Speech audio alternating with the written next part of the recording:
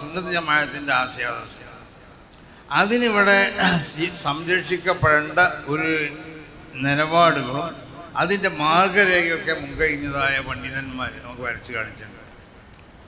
അതിൻ്റെ ഉള്ളിൽ ഒതുങ്ങി നിന്നുകൊണ്ടാവണം സമസ്ത കേരള ജമീയത്തുൽ ഉലമയുടെ നേതാക്കന്മാരാണെങ്കിലും അതിൻ്റെ പ്രവർത്തകരാണെങ്കിലും നമ്മൾ പ്രവർത്തിക്കേണ്ടത്. ഇപ്പോൾ എല്ലാ സ്ഥലത്തും ഈ പ്രസ്ഥാനക്കാർ അവർ ആദർശ സമ്മേളനം നടത്തിക്കൊണ്ടിരിക്കുകയാണ്.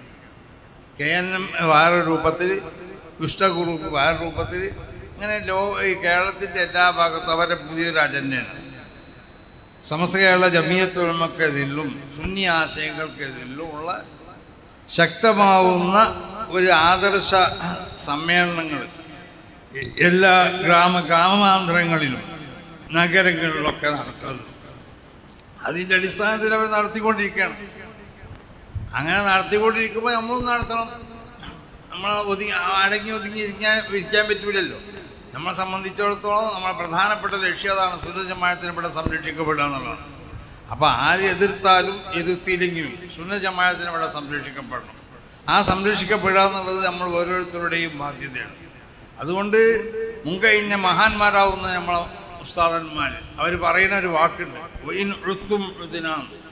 ഒന്നരായ ഷെയ്ഖുന ഇ.കെ. മുസ്ലിയാരൊക്കെ ഗണനപ്രസംഗം കഴിഞ്ഞ് പോകുമ്പോൾ മുമ്പ് പറയലുണ്ട്, നിങ്ങൾ മടങ്ങിയാൽ പിന്നെ ഞങ്ങളും മടങ്ങി വരും. അപ്പം നിങ്ങൾ എത്ര വട്ടം അവിടെ പ്രസംഗിക്കുന്നുണ്ടോ അത്ര വട്ടം ഞങ്ങളും എതിർത്ത് പ്രസംഗിക്കുന്നതാണ്.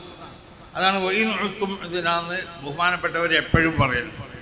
ആ വാക്കാണ് പറയാനുള്ളത്.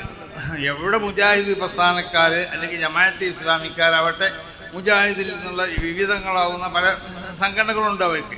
അവർ എവിടെ പ്രസംഗിച്ചാലും സുന്നത്ത് ജമാഅത്തിൻ്റെ ആശയങ്ങൾ എതിർത്താൽ അതിനെ തിരുത്താൻ വേണ്ടി ശരിയായ സുന്നത്ത് ജമാഅത്തിൻ്റെ ആശയം എന്താണെന്നുള്ളത് പറയാൻ വേണ്ടി ഞങ്ങളവിടെ സ്റ്റേജ് കെട്ടും, ഞങ്ങളവിടെ പ്രസംഗിക്കുകയും ചെയ്യും.